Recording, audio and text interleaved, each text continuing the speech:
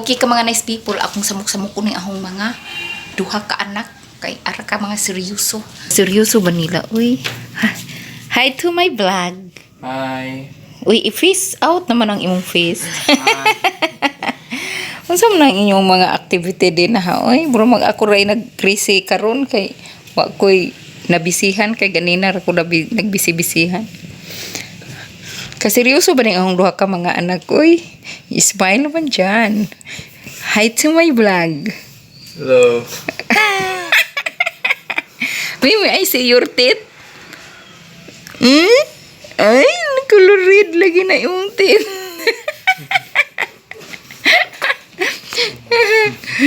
Hi. Hello. Ay, ganahan juga sa mga anak ko eh. Kaya ako magulong mga anak. Kaseryoso na ba nila? Uy, mura man ang mama ray, crazy hun. Mura ang mama ray nagpasiaw tali. Hi to my vlog. Hi. Ipatanaw po ng mong face, uy. Basic ko. Ka mga very good man akong duha ka anak, uy, ka mga nice people. Ako may mauwaw ani og dili mayo. Ako may mauwaw ani og dili ninho pa isnakon og palamian og pagkaon or dinner. Unsa ito sudan for dinner? Kay araman ka seryoso unsa man na, oy? Uy, Ginoo. Aro-aro X and Y na po siguro na. Hoy, bitaw. Taganan ko pa. Ang kariya unsa man na? Kinsa may kwarta nga imong gihap? Di oy ko. Di unsa man na? Balaod. Nagbasa naman din ni bulaod, abi mag nagkwenta na siya sa kwartang dili siya. Hala oy, pastilan Ginoong makasabot og balaod. Unsa man ang Republic Act? Kuan article Oo, unsa man ang article lagi Republic Act? kuan karon 1236 article 1236. Uy, unsa man na kanang mangutang? Di mo bayad? Article 1236, the creditor is not bound to accept payment or performance by a third person. O lagi, mao lagi. Ang mga utangan. Balaod sa mga mangungutang? Oh. Hala! Balaod sa mangungutang. Unsa na nga article 1236 balaod sa mangungutang? Patay. Hoy. Hala, adyo mo pataka-takag pangutang ari kay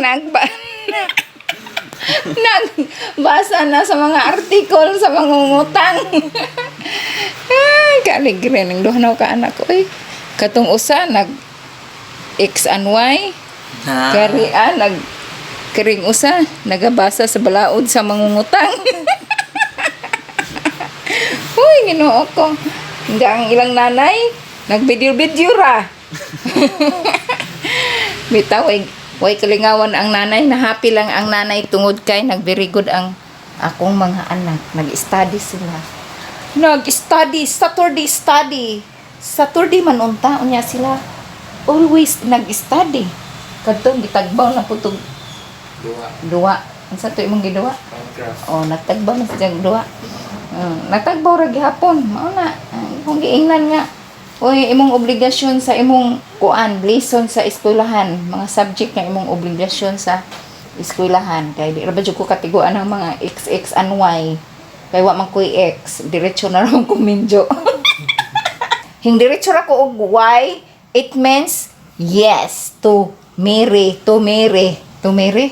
Ako ba dahing ingon nga hing mo magmaking minjo ko sa bana. Bitaw. Di ba? Ingana sila kabuutan po yung buyan. Kaya ako gudyo ng way ko mo sa pag-ampo sa atong anak na magbuutan. Diyos mo, sip, Ginoo. Labi-lari. Wadyo ko nag-expect nga mabuutan eh. Hindi man ibuutan pagkabibi. Di bitaw. No? Oh. Nya, how? Unsa man ka nga nabuutan ka? Ambo. Giunsa man ka na nga para mabuutan ka? Adi sad ko maingon. Dahil na, ito yung sekreto si mama. Oh. Bitaw, nabuotan juga akong anak. Kaya hindi ko naman nga nung nabuotan ng akong anak.